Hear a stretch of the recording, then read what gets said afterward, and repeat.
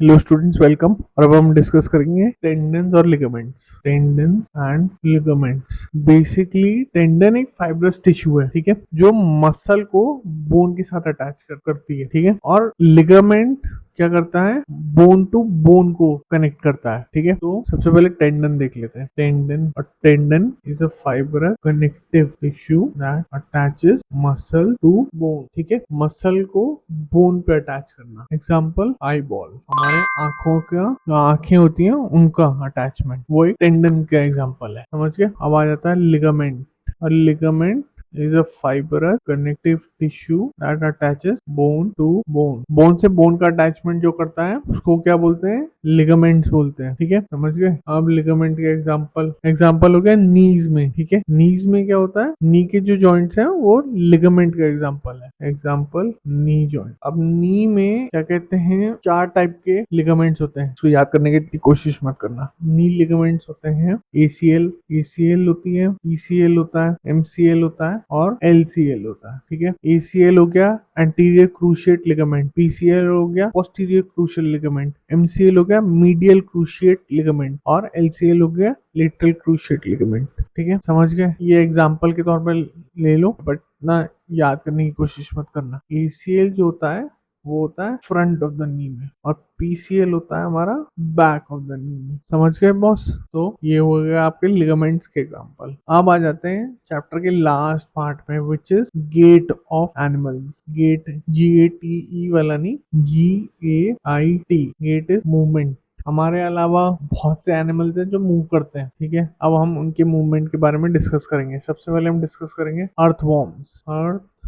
अब अर्थवॉर्म की बॉडी जो है ना वो रिंग लाइक सेगमेंट से बनी होती है, उन्हें बोलते हैं एन्युलाई। ये देखो छोटे छोटे सेगमेंट्स होते हैं अर्थवॉर्म की बॉडी में। ये यहाँ ऐसे ऐसे ऐसे ऐसे जो बना रखा है ना, ये दिख रहे हो, यहाँ ये रिंग लाइक स्ट्रक्चर्स है, इनको बोलते हैं एन्युलाई, ठीक है। और इन सेगमेंट्स में क्या होता है, ब्रिसल्स होते हैं। ब्रिसल्स बोले तो जैसे हमारे टूथब्रश के होते हैं ना, जिससे हम ब्रश करते हैं, ब्रिसल ही तो होते हैं वो प्लास्टिक के, जो हमारे ब्रश करने में मदद करते हैं, ठीक है। तो उन्हें बोलते हैं सीटे। ये मूवमेंट में मदद करते हैं, ठीक है। एन्युलाई कंटेन सीटे, ठीक है, और स्मॉल ब्रिसल, समझ गए। और ये उसमें मूवमेंट में मदद करते हैं। तो earthworm body is made up of ring like segment called annuli. These segments are covered in setae or small bristles which help in its movement, ठीक है। अब अर्थवॉर्म क्यों इम्पोर्टेंट है, अर्थवॉर्म इसलिए इम्पोर्टेंट है कि importance of earthworm. First is it transport nutrients and minerals from below the surface to the surface via waste। जो excreta होता है ना अर्थवॉर्म का, वो हेल्प करता है न्यूट्रिशन प्रोवाइड करने में सॉइल को। अब अर्थवॉर्म का मूवमेंट का एक और बार डिस्कस करते हैं पूरा in depth. Movement of earthworm. अब देखो होता क्या है, इधर होता ये है कि अर्थवॉर्म के पास तो कोई बोन्स होती नहीं है, ठीक है। तो मूवमेंट के टाइम पे क्या होता है कि पहले अर्थवॉर्म फ्रंट पार्ट की तरफ मूव करता है। अगर ये पार्ट उसका हेड है, ठीक है, मान लो ये पार्ट हेड है, ठीक है, तो फ्रंट की तरफ मूव करता है। फ्रंट की तरफ मूव कैसे करता है, ब्रिसल्स के थ्रू, ब्रिसल्स के हेल्प से मूव करता है, ठीक है। जो रियर पोर्शन होता है, रियर पोर्शन, जैसे अभी ये देखो, मान लो ये फ्रंट है, हेड है, ठीक है। मान लो जो ग्रीन से मैंने हाईलाइट किया है वो फ्रंट पार्ट है और जो रेड से मैंने हाईलाइट किया है वो रियर एंड है, ठीक है। रियर मतलब पीछा है। तो क्या होगा, पहले ये वाला पार्ट, फ्रंट पार्ट ग्रीन आगे मूव करेगा, हेड पार्ट पहले आगे मूव करेगा, ठीक है। अब इससे क्या होगा, ये रेयर एंड छोटा हो जाएगा, रेयर एंड छोटा हो जाएगा क्योंकि मसल कॉन्ट्रैक्शन हो जाएगा। रेयर एंड छोटा हो गया, फिर क्या होगा, फिर रेयर एंड भी आगे बढ़ने लगेगा क्योंकि हेड की मूवमेंट इसकी वजह से क्या होगा, ब्रिसल्स अपना फोर्स दिखाएंगे और रेयर एंड भी। बेसिकली क्या, एक रस्सी की तरह समझो, एक रस्सी को पहले फ्रंट पार्ट उसका अगर एक जना खींचेगा तो रियर पार्ट भी, तो पिछला पार्ट भी तो आगे बढ़ेगा, आगे का पोर्शन बढ़ेगा, फिर पीछे का पोर्शन भी आगे बढ़ना चालू हो जाएगा, समझ गए। यहाँ होते हैं ब्रिसल, ठीक है। ब्रिसल पहले इसको आगे बढ़ाएंगे हेड को और फिर रियर एंड को भी आगे बढ़ा। अब इधर ध्यान से देखो, पहले फ्रंट एंड मूव करता है, ठीक है। फ्रंट एंड जब मूव करता है तो बॉडी क्या कर जाती है, उसकी मसल कॉन्ट्रैक्शन हो जाता है, ठीक है। मसल कॉन्ट्रैक्शन हुआ, फिर उसके बाद मसल एक्सपेंशन हुआ। ये पार्ट आगे बढ़ गया, कॉन्ट्रैक्शन हुआ, फिर एक्सपेंशन हुआ। जब एक्सपेंशन होगा तो रियर एंड आगे बढ़ जाएगा और इस तरीके से मूवमेंट होगी अराउंड 52 कॉन्ट्रैक्शन और एक्सपेंशन होते हैं, ठीक है। उसके बाद अर्थवॉर्म धीरे धीरे करके मूव करता है, समझ गए। तो पूरा बाय डेफिनेशन बताता हूँ। तो during movement earthworm first extends the front part of the body, keeping the rear fixed. rear मतलब back part, keeping the rear fixed। जैसे कोई इंसान रेंग रहा होता है ना, बिल्कुल वैसे रेंगने में क्या होता है, रेंगने में आप पहले अपने हाथों का इस्तेमाल करते हो, आगे बढ़ते हो, फिर धीरे धीरे करके आप पैरों को भी आगे बढ़ाते हो। वैसे ही अर्थवॉर्म का मूवमेंट समझ लो, to the ground, then it fixes the front end and releases the rear end. It then shortens the body and pulls the rear end forward. Repeating such expansions and contractions, earthworm can move through the soil. समझ गए। तो ये है earthworm के movement के बारे में। अब आ जाते हैं movement of snail. Movement of snail. अब स्नेल जो होता है ना, इसकी भी बहुत ही स्लो मूवमेंट होती है, ठीक है। इसके अंदर शेल होता है, इससे ये अपने आप को प्रोटेक्ट कर सकता है, ठीक है। शेल क्या है, आउटर स्केलेटन पार्ट है, लेकिन उसके कोई बोन्स नहीं है, समझ गए। तो स्नेल कैसे मूव करता है? Snails move using a muscular organ called foot. Snails move using a muscular organ called foot. Foot क्या करता है? Foot produces a slimy substance. Slimy मतलब चिपचिपा सा, स्टिकी, जैसे फेविकॉल होती है ना, बहुत ही स्लाइमी सी होती है, सस्ती वाली लूज होती है, बहुत स्लाइमी सी होती है, ठीक है, चिपचिपी सी होती है, called mucus. Snail actually crawls on the layer of mucus. Snail क्या करता है? म्यूकस प्रोड्यूस करता है। म्यूकस क्या है? एक स्लाइमी सी लेयर है, चिपचिपी सी लेयर है। उस चिपचिपी सी लेयर पे मूव करता है, सरफेस पे मूव नहीं करता। पहले वो लेयर बनाता है अपने लिए, फिर उस लेयर पे मूव करता है, ठीक है। Mucus reduces the friction between foot and ground by offering a smooth surface. Smooth कर देता है ना सरफेस को, ठीक है। तो ये हो गई स्नेल की बात। अब हम बात करेंगे कॉकरोचेस के बारे में। भाई कॉकरोच, सबको उनसे नफरत है, पर कॉकरोचेस चलते भी हैं, दीवारों पे भी चढ़ जाते हैं, उड़ते भी हैं। तो ऐसा क्या है उनके पास कि भाई सब कुछ कर सकते हैं, हमारी जिंदगी खराब कर सकते हैं। वो कॉकरोच इन्फेस्टेशन होता है तो सब पागल हो जाते हैं, बहुत बीमारी पैदा कर सकते हैं cockroaches. Cockroaches have 3 pair of leg, pair of legs, 6 टांगे, 3 पेयर्स, एक पेयर में 2, तो 3 पेयर मतलब 6 legs. This helps in walking. Cockroaches की बॉडी जो होती है ना, बहुत ही हार्ड आउटर स्केलेटन की बनी होती है, ठीक है। Its body is made up of hard outer skeleton.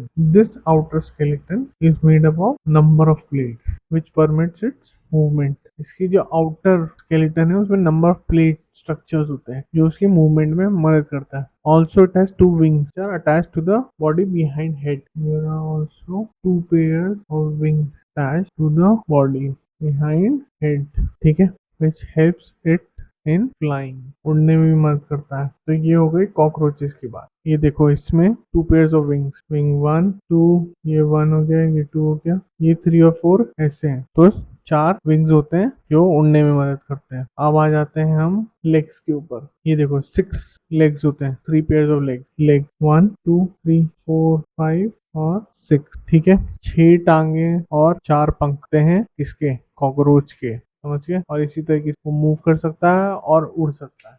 और अब हम डिस्कस करेंगे बर्ड्स के मूवमेंट के बारे में। बर्ड्स, ठीक है। तो बर्ड्स फ्लाई कर सकती हैं, सबको पता है, और वॉक भी कर सकती हैं। बर्ड्स की फ्लाइंग का रीजन ये होता है कि उनकी बोन्स ना बहुत हॉलो होती हैं। बोन्स उनकी हॉलो होती हैं और लाइट होती हैं, तो उससे क्या होता है, वो वेट लिफ्ट हो जाता है, वेट लिफ्ट हो जाता है और उससे वो उड़ पाती हैं। उनकी जो बोन्स हैं, ठीक है, उसकी लाइट वेट स्ट्रक्चर की वजह से वो इजीली वॉक भी कर पाती हैं। तो bird can fly because of hollow and light bone structure. The bones of the hind limbs also help it in walking, ठीक है। अब आ जाते हैं हम फिशेस के बारे में। फिश, ठीक है। तो फिशेस की मूवमेंट होती है due to their tail. Example के तौर पे देखो क्या यहाँ हो रहा है। जो फ्रंट पार्ट है ना, फ्रंट पार्ट कौन सा हुआ? ये हो गया फ्रंट, और ये वाला हो गया रियर। तो क्या होता है, फ्रंट पार्ट जो होता है ना फिश का, वो एक कर्व बना लेता है। देख रहे हो, ये ऐसे एक टाइप का कर्व बना लिया है, ऐसा सा कर्व बना लिया ना, ऐसा एक कर्वी स्ट्रक्चर क्या करता है, फिशेस को मूवमेंट में मदद करता है। कैसे? Muscle of the front part, ठीक है, कर्व बना लेते हैं और उस कर्व से क्या होता है, ये वाला पार्ट आगे चले जाता है, ठीक है। फिर जो रियर है, ठीक है, रियर क्या होती है, एक जर्क प्रोड्यूस करती है। जर्क क्या हुआ, एक टाइप का मतलब झटका, ठीक है, एक टाइप का झटका प्रोड्यूस करती है, प्रोपेल करती है फिश को आगे बढ़ने में। जब फिशेस का क्या है कि जब ये वाला पार्ट फोर्स लगता है, फ्रंट पार्ट में फोर्स लगा, ठीक है, रियर पार्ट में एस्केप हो गया, उससे प्रोपल्शन आया, फोर्स आया और आगे बढ़ गई, ठीक है। जैसे देखो, ये muscle of the front part of the body move the body curve to one side, एक साइड में चला गया है, ठीक है। इससे क्या हुआ, एक रिवर्स मोशन आया। रिवर्स मोशन क्या है, ऑपोजिट साइड में देखो कैसे मूव कर रहा है, और ये तो क्या हुआ, प्रोपल्शन हुआ। इससे एक तरीके का जर्की मूवमेंट हुआ जिसकी वजह से फिशेस मूव करते हैं, समझ गए, एस शेप कर्व की वजह से। पहले फिश क्या हुआ कि एक साइड से बेंड करी, देन दूसरी साइड से बेंड करी, ठीक है। इससे क्या हुआ, एक वेव लाइक रिदम बन गया। वेव, जैसे वेव चलती है ना, ऐसे ऐसे ऐसे, तो उस रिदम की वजह से फिश को प्रोपल्शन मिला और वो आगे बढ़ती है, समझ के। हम लिख सकते हैं due to flexible backbone. Flexible है ना बैकबोन, तभी तो रेयर पार्ट जो फिन पार्ट है वो मूव कर रहा है। Due to flexible backbone fishes can bend their body into an S shaped curve. Its body first bends one way and then the other, forming a wave-like rhythm. The opposite movement, the left and right, cancel each other out and fish is pushed forward. अब fishes जो होती है उनकी body shape streamlined होती है, ठीक है, streamlined body shape. अब वो क्या चीज है, the head and tail of the fish are smaller than it middle portion. The body tapers at both ends. Body tapers at both ends and this body shape is called streamlined. अब देखो इधर क्या हो रहा है, इस part को हम बोलते हैं कॉर्डल फिन। जब ये ऐसा एस शेप स्ट्रक्चर बनाती है, ठीक है, और मूव करती है, तो क्या होता है कि पहले इस तरफ जा रहे हैं, फिर इस तरफ आ रही है, तो इसे बोलते हैं कॉर्डल फिन। जब कॉर्डल फिन मूव करती है तो क्या करते हैं, जैसे नाव होता है ना, क्या कहते हैं, ये बोट हम चलाते हैं, ठीक है, बोट की जो रोइंग स्टिक होती है, जब लेफ्ट और राइट की तरफ बढ़ाते हैं तब तो बोट आगे बढ़ती है, बिल्कुल वैसे ही काम करता है ये। कॉर्डल फिन पहले लेफ्ट की तरफ मूव करेगी, फिर राइट की तरफ मूव करेगी। इससे क्या होगा, प्रोपल्शन होगा। उस प्रोपल्शन या फोर्स की वजह से फिशेस आगे बढ़ेंगी, समझ गए। तो इस तरीके से फिश मूवमेंट काम करती है, ठीक है, इस तरीके से फिशेस मूव करती हैं, ठीक है। तो ये हो गया फिशेस के बारे में। अब हम बात करेंगे स्नेक्स के बारे में। हाउ डू स्नेक्स मूव, ये लास्ट पार्ट है चैप्टर का। How do snake move. Snake जो सांप होते हैं ना, उनकी बड़ी लंबी बैकबोन होती है, ठीक है, थिन मसल्स होते हैं। उससे क्या होता है, मसल्स जो होते हैं वो इंटरकनेक्टेड होते हैं बैकबोन के साथ, रिब्स के साथ और स्किन के साथ। इसलिए इससे क्या होता है कि इजीली कर्व कर जाती है, क्योंकि फ्लेक्सिबल बैकबोन होगी ना, तो बहुत इजीली स्नेक की बॉडी कर्व कर जाती है, और इसकी वजह से क्या होता है, वो इजीली मूव कर सकता है। क्यों, क्योंकि इजी बैकबोन फ्लेक्सिबल है और ग्राउंड में फ्रिक्शन भी कम है, ठीक है, तो वो इजीली क्या करते हैं, मूव कर सकता है। तो snakes do not have any limbs, उनकी कोई टांगे वांगे नहीं होती, ठीक है। They have a long spine with 400 ribs attached. Muscles connected to the rib help snake to crawl, to move, crawl and climb. Snakes glide forward. Glide मतलब आसानी से मूव कर जाते हैं by using their ribs to push backward on one side and then the other. They move using S-shaped loops to propel themselves forward.